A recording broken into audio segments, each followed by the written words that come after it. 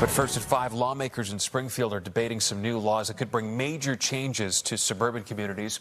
Supporters say this is all about expanding affordable housing. But some suburban mayors and even homeowners argue it could take away local control over what gets built and where. NBC5's Rose Schmidt is on the story with a closer look at the debate and what both sides are saying about it, Rose.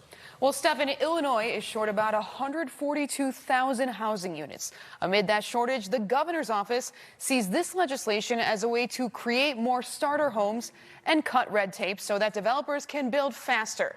But many suburban mayors think zoning decisions should be left up to individual towns and cities.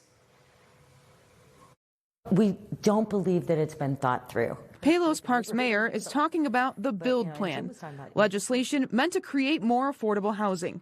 Supporters see it as a way to expand the types of homes a neighborhood could have, but suburban mayors see it differently. So we were developed intentionally over the last 114 years to keep open space, and giving up the idea of giving up our zoning rights and how we do things, it could be detrimental in many ways to Palos Park. Is there a place for multifamily housing? Sure. Where to put it and how do you fit that into the design of your town is the open question. And that's why every town in Illinois is different, which is why they're going to get a lot of different opinions from every mayor in Illinois. Governor J.B. Pritzker unveiled the plan during his State of the State address in February. It would allow small apartment buildings in residential areas and smaller second homes on lots across the state instead of leaving it up to local communities. There would also be changes to parking, the housing permit process, and more. Housing advocates voiced their support during a committee hearing Thursday.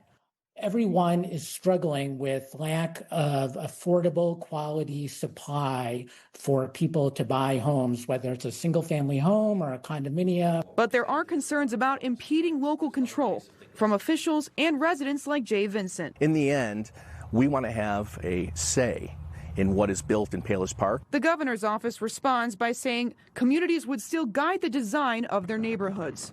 If your community is used to duplexes or four flats, you can design standards to support those forms.